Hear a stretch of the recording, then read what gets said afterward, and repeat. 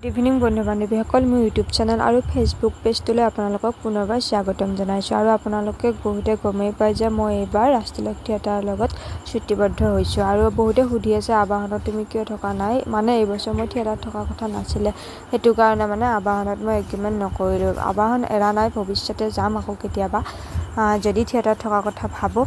আৰু আজি আমাৰ ৰাষ্ট্ৰীয় থিয়েটাৰৰ পগলা গানটো মানে ইউটিউবত দিয়া হৈছে, আপোনালোকে চাব, আৰু ৰাষ্ট্ৰীয় থিয়েটাৰৰ পেজতো দিয়া হৈ আছে, চাব।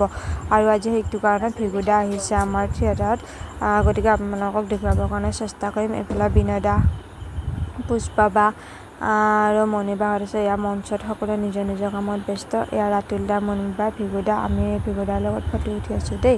আপোনালোকে জানে ছোৱালী মানুহৰ ফটো মেইন, আৰু ভিগুদা আহিছোঁ আমি একদম মাখিৰ পৰা দিফালে একদম ফটো চটো উঠি আছোঁ। এইফালে দাদাহঁত, আৰু এইবাৰ ষ্টাফটো বহুত বেছি ভাল হয়, আপোনালোকে আহিব আমাৰ নাটক চাব, বহুত বেছি ভাল পাব। ধন্যবাদ দেই।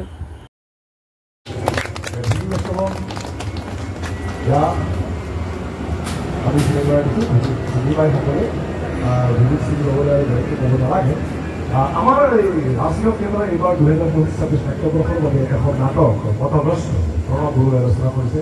এই নাটখনে এই গীত সন্নিৱিষ্ট হৈছে পগলা হৈ। এই গীতটিত সুন্দৰকৈ কণ্ঠদান কৰিছে আমাৰ ভিগু কাশ্যপ আৰু অমৰি গগৈয়ে। আমি সেই গীতটো আজি আনুষ্ঠানিকভাৱে উন্মোচন কৰাৰ দিহা লৈছোঁ। আজি সেইকাৰণে আমি একগোট দিহালে আমাৰ এই গীত পগলা হৈ যাম, যিটো গীত এই বৰ্ষৰ আমাৰ পথগ্ৰস্ত নাটখনত আপোনালোকে দেখিবলৈ পাব। আৰু এই গীতটি জাষ্ট আমি অলপ আগত ইউটিউবত এৰি দিছোঁ।